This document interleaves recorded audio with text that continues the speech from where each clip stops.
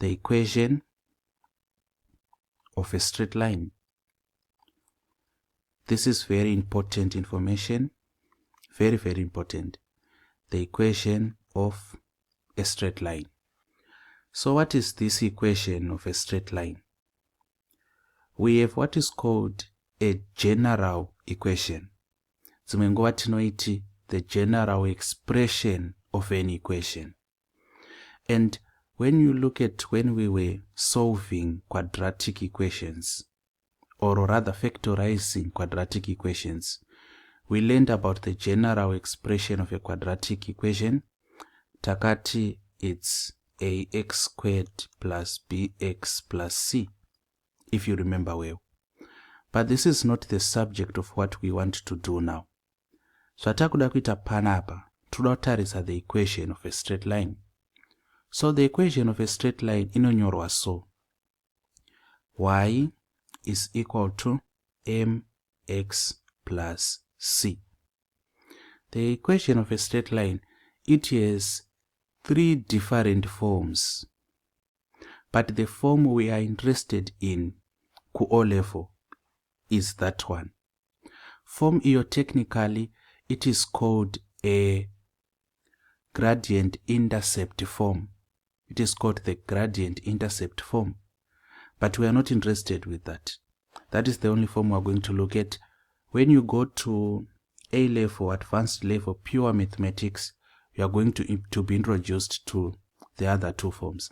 Actually, we are going to be working with the other 2 forms, but we are most interested in that gradient intercept form, y is equal to mx plus c. But as with every equation, we should be able to know kuti ko m argumirira chi, ko c argumirira chi. Saka panapa tengeta kuti we,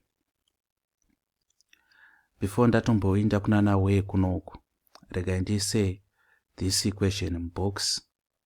Kana tichitokrema totokrema, asi there's no need yekukrema. This is straightforward. Y is equals to mx plus c, where m is gradient. Saka m iri kurepresenta gradient. Anditi? Then c iri kurepresenta inonzi y intercept. We are going to discuss about this, don't worry. And x and y, these are just coordinates. Coordinates. Like that. So let us now break it down. Let us look at gradient. Gradient, which is represented by m. Saka kana chiti gradient, tiri kureva inclination. Tikada kutaura from a physics point of view. Inclination. And by inclination, we can give an example of mudzisirwa kana kuti mukwidza. And saka kana tine mukwidza, mikwidza inosiyana. Isu musha kwedu kutorine mukwidza watine vanhu 2 or 3 vakashaika vazama kuchovhera bhasikoro pamukwidza iwo. Otherwise wanga usiri mukwidza, because kana uri mukwidza zvoreva kuti uchazova uchibva kune rimwe divi unenge uri mudzisirwa, asi uchibva kune rimwe divi mukwidza. Saka pamudzisirwa pacho pakanyanya kuita steep. We have the word steep. And you also have the word gentle. But mawords achishandiswa pa the word slope. So kutangwa mabhuku kana achidescribe a gradient, describe as a slope. Saka slope ndo zita ratinopa, ndo chirungu chekuti mukwidza kana kuti mudzisirwa. And you are going to see this demonstrated quite soon. So when we are talking about a gradient, we should understand that a gradient is equal to change in y over change in x. That is what a gradient is equal to. Change in y over change in x. And kuti change in y over change in x togona kunyora tichiti delta y over delta x. Saka triangle kadika kanorepresenta delta. Delta ileta iri mu Greek alphabet inotoredzera kana kuti yakafanana nekuti d. So delta ndokuti d. Ndo panobva kuti zita redelta yaya inogadzira zvimwiwa. So instead of kunyora kuti change in y over change in x, togona kuti delta y over change in x over delta x. But kana takuda kuzvinyora tichiva more focused on practicality yazvo, tinenge takuti y2 over y1 over teta kuti y2 minus y1 over x2 minus x1, like that. So definition ya gradient yatapa iri wholesome. Otherwise definition yandoda kuti muchengete musoro menyu ndeye kuti m is equal to y2 minus y1 over x2 minus x1. This is the definition I want you to submit to memory. This is what a gradient is. And we have defined gradient. Let us now look at the y-intercept. Kana chiti y-intercept tiri kurevei, which is also called c. Saka the y-intercept, this is a point where the straight line, cannot the line, crosses the y-axis. The point where the line crosses the y-axis. To better explain this, we have to introduce what is called a Cartesian plane. Saka this is called a Cartesian plane. When we draw the graph, you are going to see it in action. Ino inonzi y-axis, ichinzi x-axis, like that. The Cartesian plane. Saka let me write the terms. It is called a Cartesian plane, like this. Kana kuti it is called an xy plane. Saka you should know kuti the x-axis ndo iri horizontal, ndo yakarara, whereas the y-axis iri vertical, ndo yakamira. Izvo zvachifana kutombo chinjaniswa, ndo zvazvitori. Tiri panapa, let us draw a straight line. And kachiti straight line, tukutoti tine ruler ne line riri straight, like this. Pano dambura kana kuti panosangana y-axis ne line redu panapa, ndo panonzi c, ndo inonzi y-intercept. Anditi panosangana line redu ne the y-axis, ndo panonzi pa y-intercept. That's very important. Some might ask kuti asi tikaramba tichiproduce line redu so. Andika tikaramba tichiproduce line redu, aya maline anofanirwa kuva straight, anoitwa neruler. Handikwanisi nini kuita neruler, si mufanirwa kuita neruler. So tikaramba tichiproduce line redu so. Panapa iyi haizi here x-intercept. Vakachenjera vanogona kutozvibvunza ta, because tawana pano pari kudambura line redu riri kudambura the x-axis.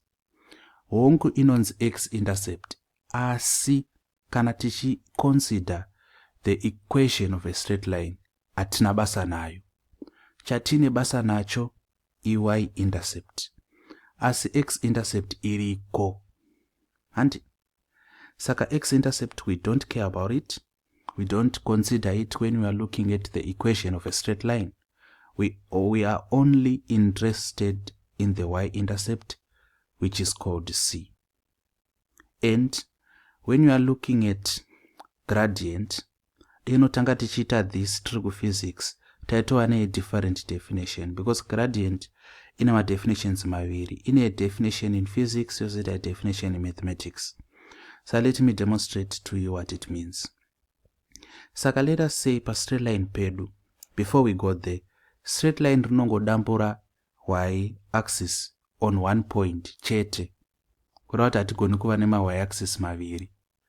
Line iri kuti ritova nema y-axis maviri rinofanirwa kutobendwa like this.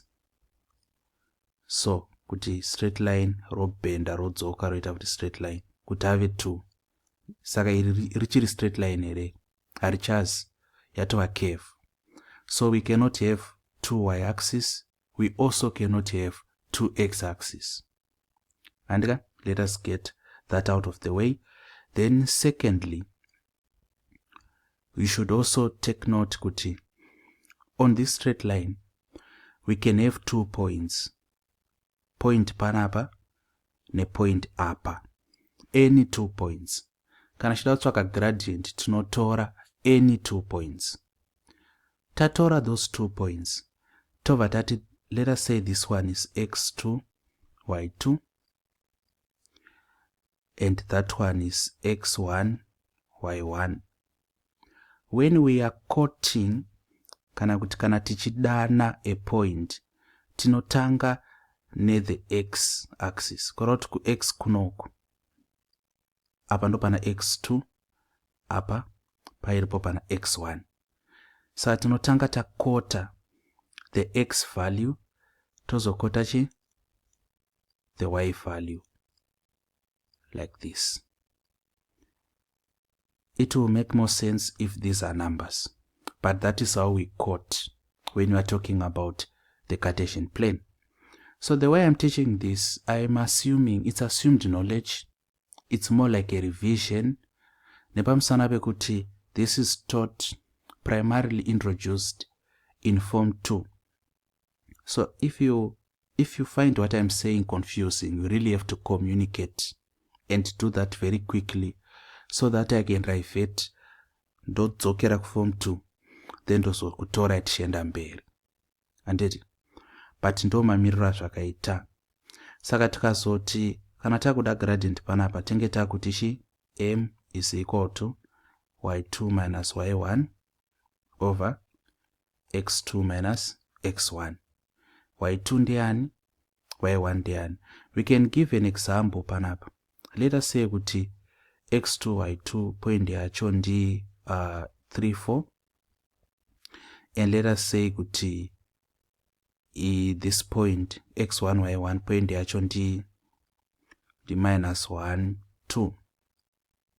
Kana takuda kutsvaka the gradient of that point, tengeta kuti y2 ndiani ndi 4 subtract ko y1 ndiani ndi 2 over ko x2 ndiani ndi 3 subtract ko x1 ndiani ndi minus 1 tosamuka bracket.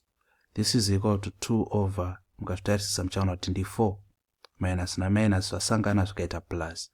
Saka answer yedu apa ngari half. Saka the gradient is a half. Gradient yedu yaita half.